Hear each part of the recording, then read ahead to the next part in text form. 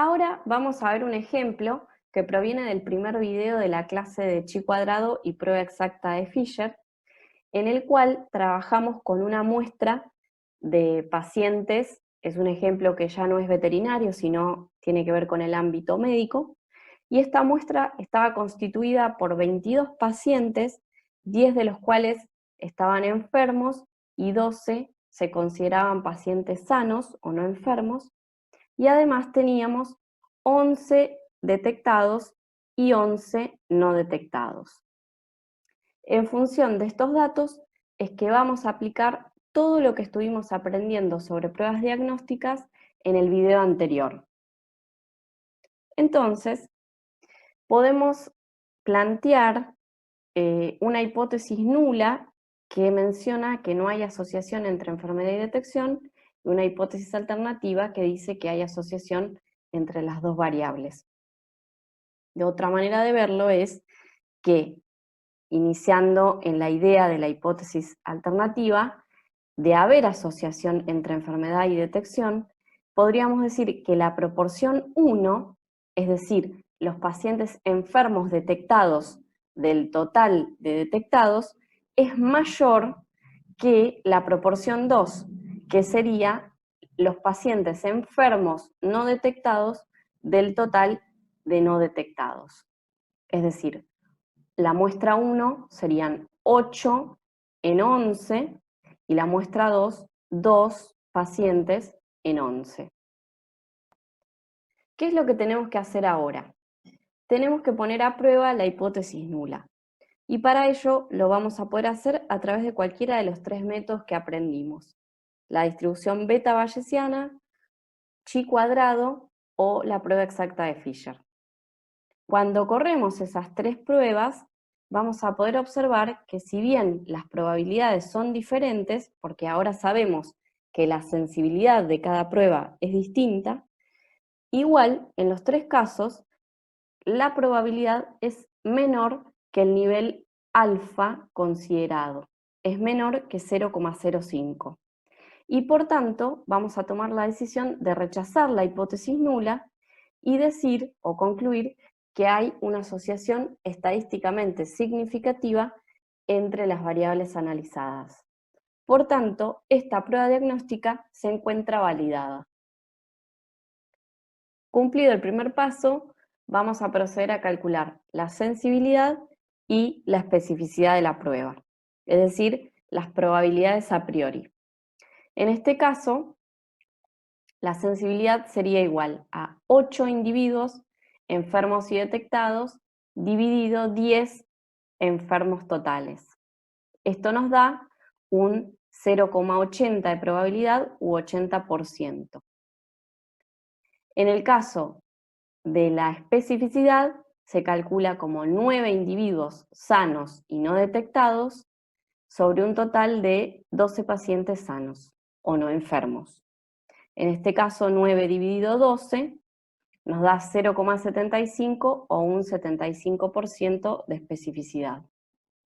Y para calcular los complementos, sabemos que sería, en el caso de la falta de sensibilidad o error beta, 2 pacientes enfermos no detectados de un total de 10 pacientes enfermos. 2 dividido 10 es 0,20, es decir, un 20% de falta de sensibilidad. Y en el caso de la falta de especificidad, serían 3 pacientes sanos detectados dividido el total de pacientes sanos. Es decir, 3 dividido 12 nos da 0,25 o un 25% de falta de especificidad. Lo último que me queda por decir en relación a cuestiones a priori, puede ser también calcular la prevalencia o la cantidad de enfermos que hay, que en este caso son 10, dividido el total de pacientes analizados. En este caso son 22. Entonces, 10 dividido 22 nos da una prevalencia igual a 0,455. Ahora vamos a pasar a calcular los valores predictivos, y en el caso del valor predictivo positivo, lo vamos a hacer como los pacientes enfermos detectados, que en este caso son 8, dividido el total de pacientes detectados, que son 11. Entonces, 8 dividido 11 es 0,727, es decir, un 72,7%. Y cuando queremos calcular el valor predictivo negativo, lo que vamos a hacer es considerar los pacientes sanos no detectados, que son 9, dividido el total de no detectados, que son 11. Entonces, 9 dividido 11 va a ser igual a 0,818 o un 81,8%. Y luego vamos a calcular las probabilidades complementarias, que son los falsos positivos y los falsos negativos. En el caso de los falsos positivos, los vamos a obtener considerando los pacientes sanos, pero que fueron detectados, que son 3, dividido los 11 detectados totales. 3 dividido 11 es 0,273 o un 27,3%. Y los falsos negativos van a ser los pacientes enfermos no detectados, que son 2, divididos todos los no detectados, que son 11. 2 dividido 11 nos da 0,182 o un 18,2%. Bien, ahora, para resumir los resultados, podemos decir que la prueba diagnóstica se encuentra validada estadísticamente con una probabilidad igual a 0,003 según la metodología bayesiana.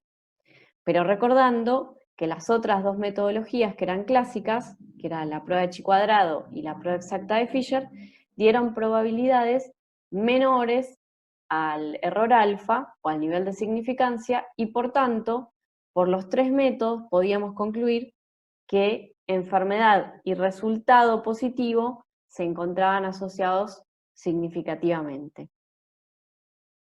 Además, estamos observando que en esta prueba, particularmente la sensibilidad fue igual a 0,80, y esto quiere decir entonces que el 80% de los pacientes enfermos se detectan como positivos. La especificidad en este caso fue igual a 0,75 y eso implica que el 75% de los pacientes no enfermos dan un resultado negativo. Ahora, en relación a los valores predictivos, tenemos un valor predictivo positivo igual a 0,727, que implica que el 72,7% de los positivos se encuentran realmente enfermos. Y cuando observamos el valor predictivo negativo, vemos que es igual a 0,818, y esto implica que el 81,8% de los negativos no se encuentran enfermos. Bien, otra cuestión importante es que al ser una prueba diagnóstica que es más sensible que específica, porque fíjense que la sensibilidad es del 80% y la especificidad del 75%. Esto implica que vamos a ver una impronta en un mayor valor predictivo negativo. Y si se fijan, el valor predictivo negativo es mayor que el valor predictivo positivo. Y esto ocurre por una cuestión que se las voy a explicar en las siguientes diapositivas. Voy a explicarles el caso de esta prueba diagnóstica que, como les había dicho, era más sensible que específica. Cuando una prueba diagnóstica tiene una sensibilidad elevada, o podríamos decir que cuando la sensibilidad aumenta, lo que vamos a ver es un aumento en el casillero A, que sería el casillero que contiene a los pacientes enfermos que fueron detectados como positivos. Y cuando este casillero aumenta, lo que va a ocurrir es que se va a vaciar horizontalmente el casillero B, que es el casillero que tiene los pacientes enfermos que no fueron detectados. Entonces, si los pacientes migran hacia el casillero del la enfermedad y detección, los dos eventos de manera conjunta, y el casillero de los pacientes enfermos no detectados se vacía, es decir, tiende a cero, lo que va a ocurrir es que verticalmente el máximo aporte que observemos en la suma de B más D, que sería todos los pacientes no detectados, lo va a hacer el casillero D, porque B está tendiendo a cero. Entonces, si D es máximo, o el máximo aporte en esta sumatoria de no detectados lo está haciendo este casillero D, que contiene los pacientes sanos no detectados, entonces el valor predictivo negativo va a tender al 100%. Esto sería la explicación de por qué cuando una prueba es más sensible, posteriormente vamos a ver un valor predictivo negativo elevado. Ahora voy a pasar a explicarles la siguiente situación, que es cuando una prueba es más específica, pues, o tiene una especificidad elevada. Cuando la especificidad aumenta, lo que ocurre es que el casillero D, que es el que contiene los pacientes sanos que no fueron detectados, va a aumentar. Es decir, vamos a ver una migración de pacientes hacia este casillero D. Y por tanto, el casillero C, que es aquel que tiene a los pacientes sanos que fueron erróneamente detectados, se va a vaciar o va a tender a cero. Y si eso ocurre, va a pasar que verticalmente entonces el máximo aporte en la sumatoria de A más C, que serían todos los pacientes detectados, lo va a hacer el casillero A, que es el casillero de pacientes enfermos y detectados.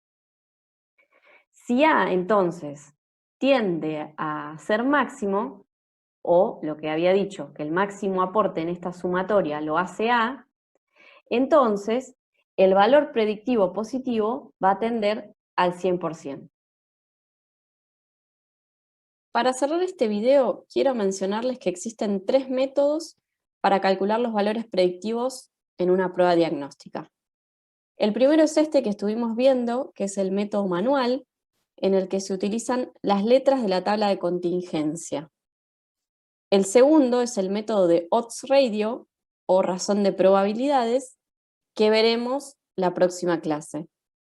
Y existe un tercer método que involucra la aplicación del teorema de Bayes, que no vamos a desarrollar aquí en la cursada, pero que no quería dejar de mencionar. Ahora sí, los dejo hasta un próximo video.